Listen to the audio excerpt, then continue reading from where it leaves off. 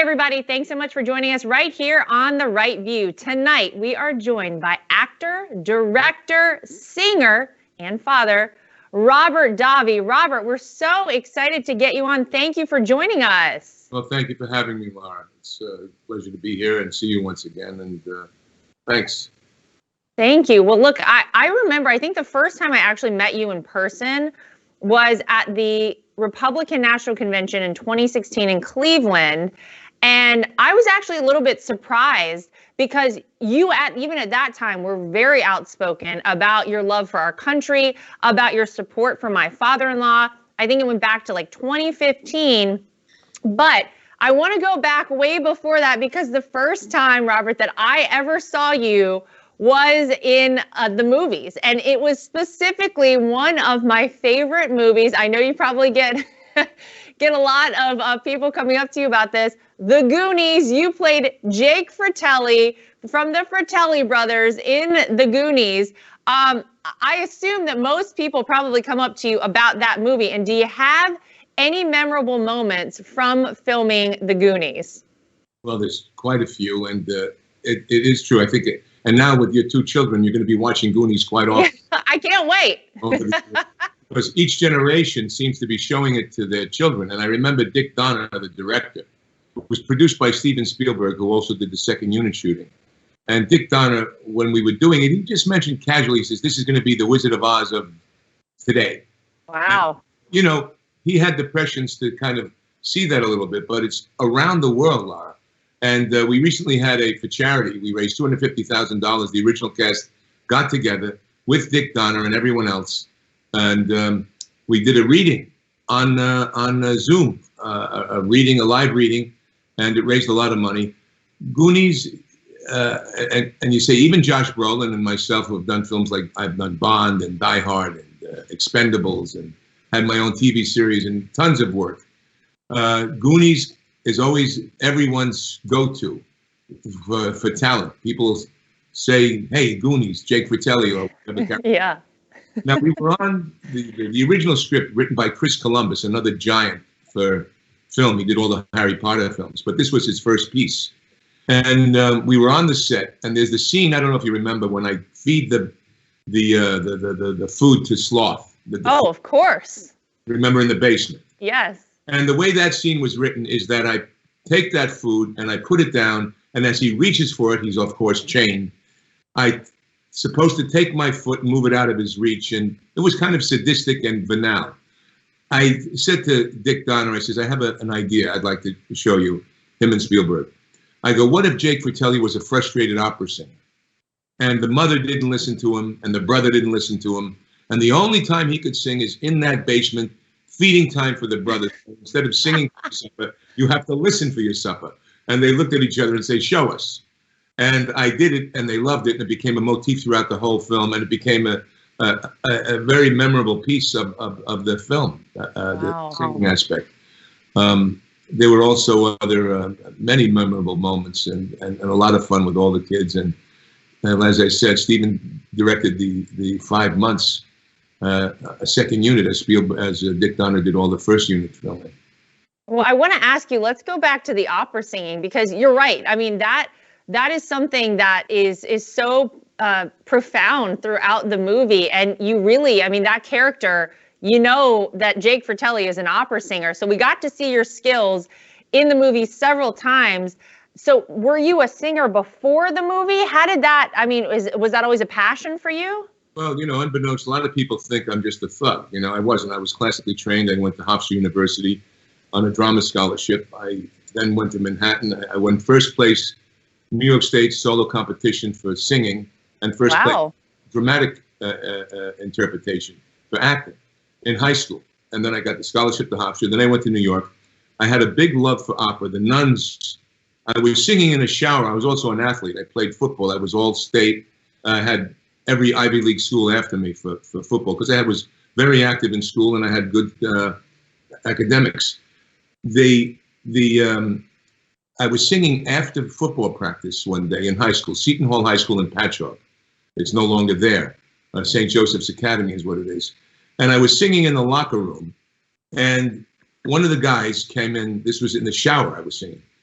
Sister Ann Joyce wants to talk to you. I go, what?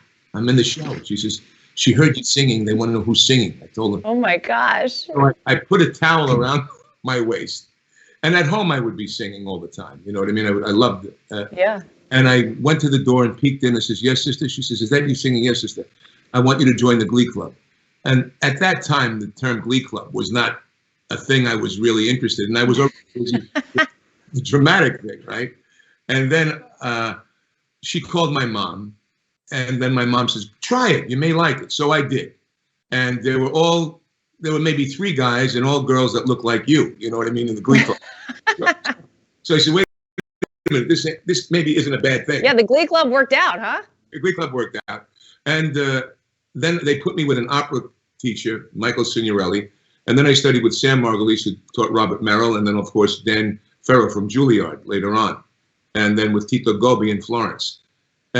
But I love the American Songbook.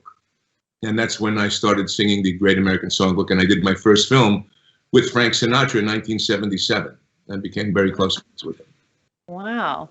Well, see, we're learning all of this stuff. I'm sure the sister was probably sort of stunned. You came around the corner in a towel. I mean, that's not every day, I guess, she sees that. Well, the towel, but the door was open like this, you know? So. Well, good. I'm glad you didn't give her too much. Now, I want to go to kind of, I feel like the role that I have always seen you in whatever movie it was, whether in the Bond movie, whatever, you're always sort of a tough guy. Do you feel like you were typecast in this role? Do you feel like there's any other role that you would want to play that you haven't played? Well, let me put it this way. When I was working with Stella Adler, who taught, of course, Brando, De Niro, and a lot of other great artists, she was my mentor for 3 years, and also I'm in the actor's studio with Lee Strasberg. I was there. And Stella said to me, you're gonna play the tough guy, and then you'll make a transition. Humphrey Bogart played so many weasels before he made the transition to the Maltese Falcon. For me, that transition was in 1996 when I did my own television series on NBC for 4 years that had very high ratings on a Saturday night called Profiler, where I played the FBI man who created profiling, Bailey Malone. All the crime dramas that are on today, every single one of them was spawned from Profiler. Oh, wow. I played the lead female, and I was the lead male. And Julian McMahon was the other lead, who has a couple of shows now on CBS. But this, I did, 88 hours, 88 episodes plus of Profiler. So as the good guy who saved lives. So I played more good guys in film than I had than the tough guy, bad guy. So people don't know. What happens is I've never hired publicists. I've never really self-promoted a lot. And you got to spend a lot of money for PR to put yourself out there. And I played characters. I've tried to lose myself in characters. When I did Terrorist on Trial in 1988, the United States versus Salim Ajami, it was a groundbreaking, got many huge reviews on New York Times and other places. I played a character called Salim Ajami. Ron Liebman, who was a great actor, played the Jewish defense attorney, and Sam Waterston from Law and Order fame and others played the prosecutor. That film got me the Bond film, but I didn't play myself. I played a character, as I did in the Bond film. So that's why people don't connect all the dots sometimes. Yeah. And the music for me, though, connects all the dots because that's the most exciting. My first album went to #6 on Billboard Jazz, as you may know. Wow. Well, you're a man of so many talents. One of them, I think, maybe your most important is being a dad. Now, how many kids do you have, Robert? I've got 2 stepchildren and 6 of my own. My baby is 2 years old. So yeah. I remember whenever you were awaiting the birth of your 2-year-old, which I can't believe is 2 now. So I want to ask you this because I think your other children are quite a bit older and sort of grown up now. So as a mom of 2 young kids, I'm constantly thinking, well, how is what I'm doing now, of course, going to impact my kids one day? So I'm going to ask you any lessons you learned as a father the first time that you were either replicating, now with your 2-year-old, or any advice that you would be giving parents now. And especially it's sort of a crazy time right now in our country to be raising young children. Any tricks you learned the first time around you want to give to all the parents out there? Well, you encourage them to be individuals. And I have to say that it's a lot different now this time around with Diana, my wife, who I think you met one time. Yeah. She's a wonderful mother. As they all were. But my time was spent a lot of time traveling and filming on. I had a TV series, 17 hours a day you're filming sometimes, and wasn't able to really. I was there for all the kids. I would take them to school in the morning, and stuff like that. But with this COVID and having the baby 2 years old, I mean, she traveled with us. The last tour I did, I went in December 2nd of 2 years, December. We went to Turkey, Estonia, Finland, Italy, Sweden, wow, New York, and the baby came with us all over the place. And then the lockdown happened. And the ability to be able to spend that time with her and things that I don't recollect, like my twins are 20. And I was very close to all my kids. I had a daughter 30, a daughter 29, and a son 40. And then stepchildren that will be 15 and 17. But with the little ones, I say, spend the time with the children. I encourage them to listen to that baby Mozart and all the music. Oh, yeah, yeah. It's very important because their young minds get affected. Classical music by piano. It doesn't have to necessarily have lyrics, but the creative brainwaves start to relax in a different way with that. So I played a lot of classical piano, the baby Mozart, and just encourage her she's just really marvelous to see the growth. It's a miracle. It really is a miracle when you see it. And communicate with them as an adult. Love them. I mean, as a mother, you know what it is. I know. And you're right, by the way, COVID, I think, look, for all the bad things that it was, I continue to remind myself throughout the past year that we really all were so lucky in a way to be able to spend so much time with our families, because you're right. I don't think that, it's not like we would have done that otherwise. I think people are always busy. Everyone's working, moving on to the next thing, getting through the day, getting through the week, getting through the month. And COVID actually made us all slow down and take a breath and take a minute. And it really made, I know for my husband and I, made us really appreciate so much time with our kids. Do your kids listen to your music? Do they watch your movies? What's it like for them knowing that their dad is Robert Davi? How is that? When we're in the car and my baby has a little bit of uncomfortableness, my wife puts on, she wants daddy's music. Oh. Would play for her when she was little, and it puts her to sleep. It calms her down. I have rehearsals still at the house twice a week with a pianist. Wow. And she's there watching and listening. And my other kids, my daughter Ariana has a gorgeous voice, plays guitar, and they didn't experience me. I wasn't really heavy into the music while they were growing up, as I am with Gabriella. But it's kind of like, I'll give you a funny story. My two daughters, the older daughters, beautiful girls. And I come home one night from filming about 11. And in the living room, there is my daughters, another girl, and maybe 7 guys. And I come in this room and I go, And I go up to the guys and I say to them something a little threatening. Oh, no. Robert, right? Don't do this. So, you know what I mean? And they're like cowering, these teenage boys. My daughter's got a huge smile on their faces, both of them. And I go around to each 7 boys and I say this, and I kind of teasingly terrorize them a little bit because I knew they expected something. That's okay. And then I said, "What the hell are you all doing here?" And my daughter goes, "Dad, they're all fans of Goonies. They wanted to meet you." Oh my gosh, see? So that was Goonies brings everybody together. It was very funny. Wow. And but that's that. I think just have a great sense of humor with the kids. Include them in what you're doing, and make them a part of life. And like you said, the slowdown of COVID really makes you stop and see differently. Yeah. Day-to-day growth, which is miracle. I know, because we all miss out on it. I even look at photos now of my daughter, who will be 2 in August. I look at photos of her from this time a year ago, and I'm just baffled by how much she's grown, how much she's changed, the things she's doing now that, I mean, there was no way she would be doing a year ago. It's really amazing. And by the way, I love that you say that about, maybe just piano music. So I play the piano.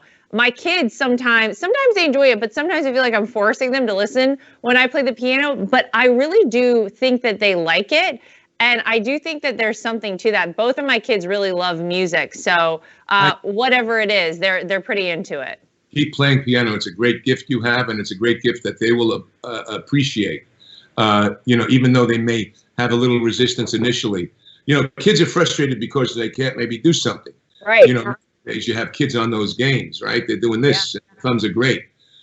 So if they started a piano lesson, they'd be frustrated. But as they become more proficient and a little more proficient at it, so subliminally, and they go, what do I need this in life for? Well, any skill you have in life is important to your internal growth and your growth in the world that we live in. Yeah. I want to ask you, it's usually when it comes to Hollywood, we know what the standard is. We know that most people in Hollywood are liberal. They're very outspoken about being liberal. But I feel like the people that we don't often hear from, Robert, might be secretly conservative, but they know that they're not going to speak out because people are terrified of being blacklisted, of being canceled. So when did you get so involved in politics? Were you always interested? And I guess, why did you decide to become so outspoken, especially in a time when, supporting someone like Donald Trump really could get you into a lot of hot water with your colleagues? Well, first I'll back into it from support of your father-in-law. I wrote for Breitbart, and many years written for Breitbart. And the day he announced, the day he came down the escalator, I wrote, I think you saw that article, and Eric saw it. And then subsequently, I wrote 34 articles when everyone was writing him off. And my conservative friends in Hollywood who were going for everyone else, and I would have, these are conservative guys, and I would have arguments with them prior to, and some big supporters of him now. I sent them my articles, and they called me up, what do you think? And they then became swayed. Some big, but the idea of that, and I'd written about this on Breitbart, seeing what was happening to our nation. Now, my dad was a Knight of Columbus. He died at 56 years old. My mom died at 57 years old. They died young. I had two sisters. One was murdered by her ex-boyfriend, and my other sister is doing well. So I've had my share of whatever life can bring you. Yeah. And at that time, my dad was a Navy veteran, fought in World War II. He was a gunner on a merchant marine ship. His father was an Italian immigrant, fought in World War I, critically wounded twice. Oh, man. From Sicily. My dad, his ship was torpedoed. He was in the water 3 days. And every day, every Memorial Day, Veterans Day, and 4th of July, he would raise the American flag in our flagpole in Dix Hills, Long Island, and put on his Navy uniform. Now, his Navy uniform, he also did to tease my mother that he didn't gain weight over the years when he was 15 and he That's it. By the way, that's important. You want to acknowledge that, of course. Acknowledge that. So he didn't speak much of politics. The family were probably Kennedy Democrats at the time. I had one uncle who was conservative and a Buckley conservative and would give me articles to read. And I'm saying very young. And me and my cousin Michael and my cousin Johnny, and this is in the 60s when they had tape recorders, I would do Saturday Night Live-ish skits before Saturday Night Live politically, becoming these political figures of Robert Wagner or Lindsay or the political figures of the day. We would do these things. So there was always some interest in that. But my dad, as a Knight of Columbus, gave me 2 books. He never talked politics, Lara. Gave me 2 books. One was called None Dare Call It Treason, which was written by a guy named John Stormer in the 50s, late 50s. And another book called Masters of Deceit by J. Edgar Hoover. Now, in these 2 books, which people say, well, there's a John Bircher was the one guy and this and that, the other thing. But irrespective of that, I read these books as a kid, probably 11 years old. And incrementally, over the years, I saw what happened. I saw what happened to America. I saw what happened in education, which is our biggest threat right now. Education, they say the woke generation, I call it the lobotomized, indoctrinated generation. That's accurate. It's not. Yeah. And what happened was your father-in-law was the last backstop. I believe then, I believe it now. And this is where this tremendous upheaval toward him happened. But the educational system has incrementally, and it was done on purpose. If people Google, I wrote an article about Bill Ayers on Breitbart prior to the election. Bill Ayers was part of the SDS, the Students for Democratic Society, the Weather Underground. And people don't have the reference point of this. What did they want to do? They wanted to topple our institutions, the United States government, because it was imperialistic, and they wanted to replace it with world communism. Now, this is on Wikipedia. You don't have to take my word for it. They wanted to take the Black Liberation Movement, BLM movement, with white liberals to create a fighting force to bring down the United States into world communism. This is in the 60s, 70s. Wow. Now, if you know this going into the world and you're watching this happening, and you see that people like Pelosi and Schumer and Schiff, you see what's happening, how they're using Biden, how they're using how people have been bamboozled, and Hollywood in particular, because this is where your question went from. Hollywood in particular, and I spoke about this at Hillsdale College.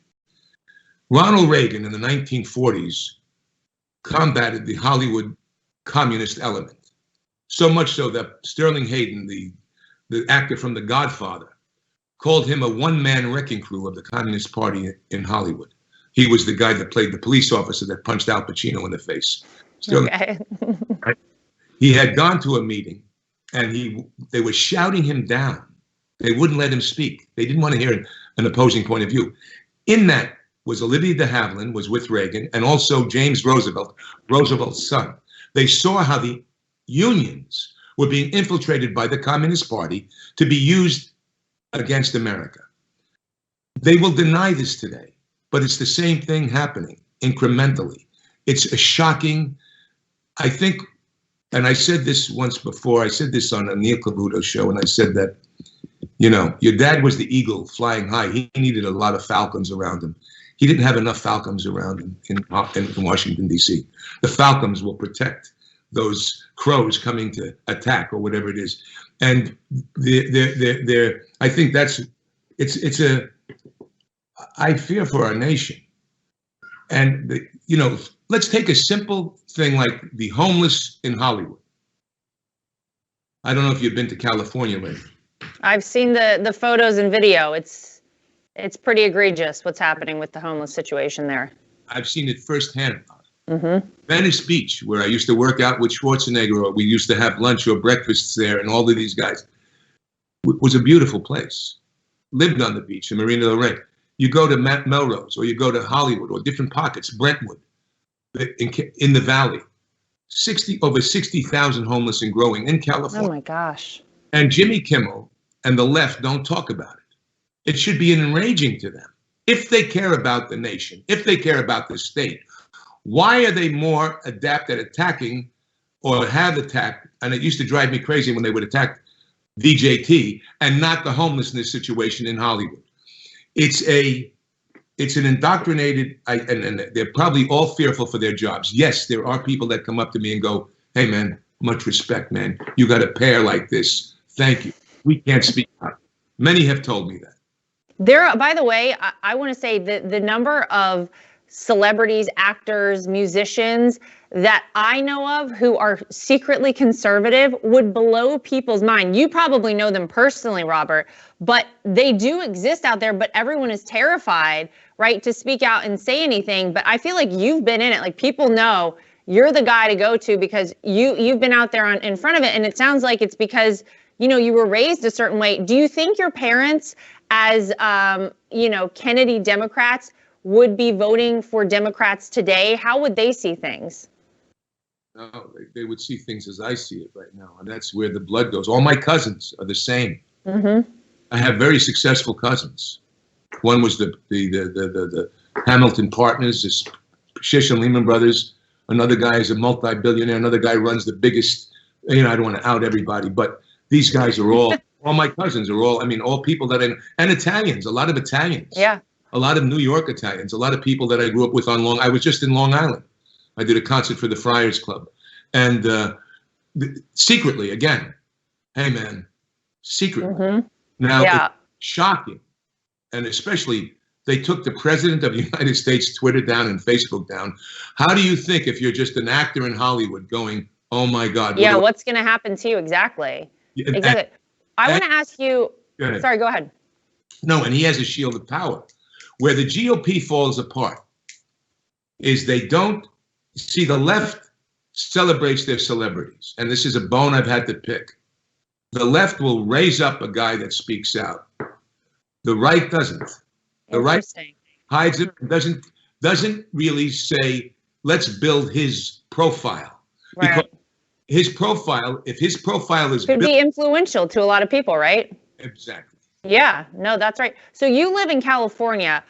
Do you think there's a chance that you could elect a Republican governor in your state due to this Gavin Newsom recall? I think that there's a strong chance of it. I know, in full disclosure, I just did the ad for John Cox. Okay. Beauty and the Beast. Him being the beast of California. I also know that Caitlyn Jenner threw her hat into the ring. I've known Caitlyn when she was Bruce Jenner. And there seems to be enough discontent. But again, Hollywood and media is so effective in terms of messaging. They're better at messaging, you know? They're better at messaging. And I wonder if, I feel like so many people have left California, and probably a lot of those people are Republicans, are conservatives, or people that would have leaned that way, and they've just gotten sick of what's going on in your state. I wonder if there are enough people left that would actually put a Republican over the top to become the governor of the state, but I guess we shall see. We shall see. I hope this John Cox, again, it's hitting those issues straight on. Homelessness, letting out 1,000 prisoners, being soft. You know, in California, you can go, I don't know where in other places, but think about this. I can go into my neighborhood Vons, fill up my shopping cart of $800 worth of groceries, and they won't stop me walking out without paying. I can go to a shoe store, and they won't prosecute me. What is that? Unbelievable. I'm telling you, what does that tell people? And what they want to do is they want to do world communism. This is what it is. It's a globalist movement. And they're going to now use the unions and corporations. And there'll be a 50-50 split. Now, look, there's socialism in all of us, even a capitalist. I want a police department. I want a fire department. I want good schools. All right? There is that part. So we have to understand that. But we have to find a way to bridge this gap and communicate to those people that have been bamboozled by the left, that have not heard that message, and call out Hollywood for what it is sometimes, or the media for what it is. But it's very difficult, as you know, better than anyone else. Don't I know for sure? Believe me. So last question I want to ask, you kind of got to it in an earlier answer, but what do you feel like is the most concerning thing right now to the future of America? It sounds like you alluded to the education system. One of the things, of course, education. It's a big thing because that's how you have, and I was always strong on the immigration issue because gerrymandering process.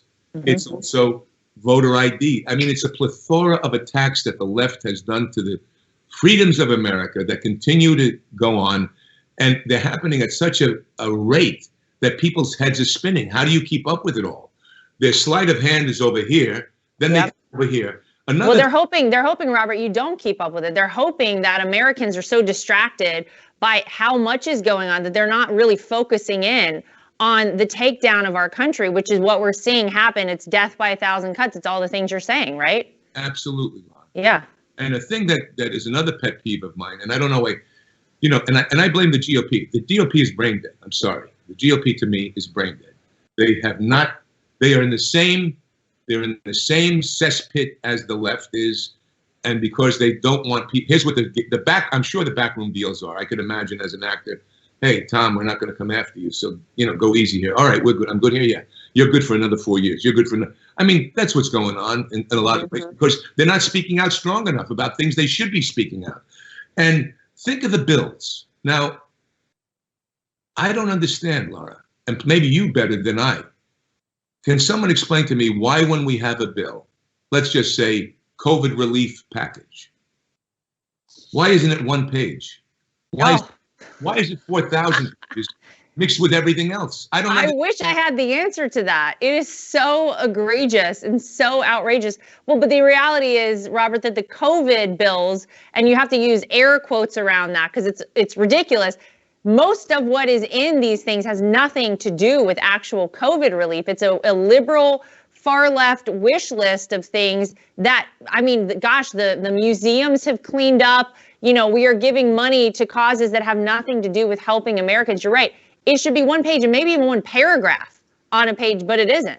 It should be that. In other words, they want to have museum things. All right, here's the bill for museums. Have it separate. Have it totally. Separate. I think somebody has to institute that. Now, why hasn't I'm not a politician.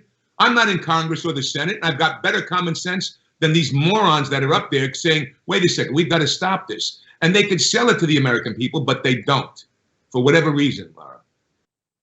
Well, I am, for one, am hopeful that we have to have the pendulum swing back to a degree. I mean, we cannot continue in this direction and truthfully hold on to our country. Our country will cease to exist if we do this.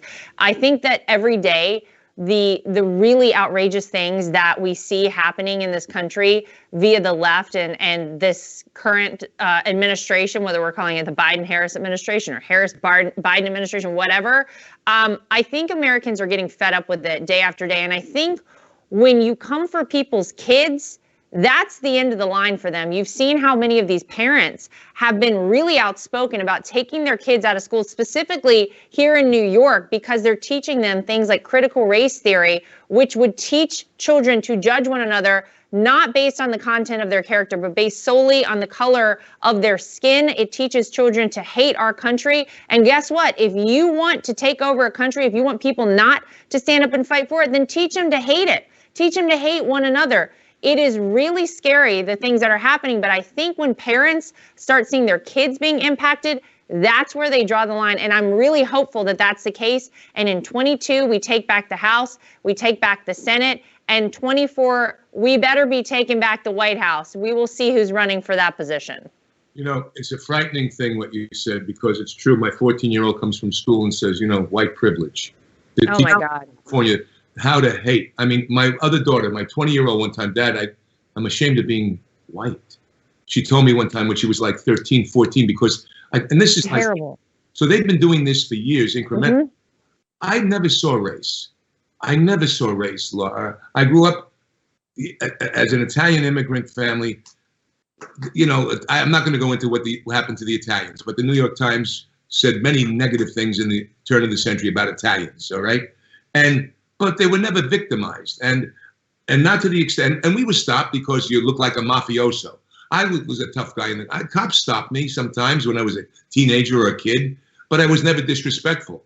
I could have been angry. Why is he stopping me, this guy? But I understood that you must be respectful. Why? All right, you're right. I did go a little fast. I did, you know, you're accountable.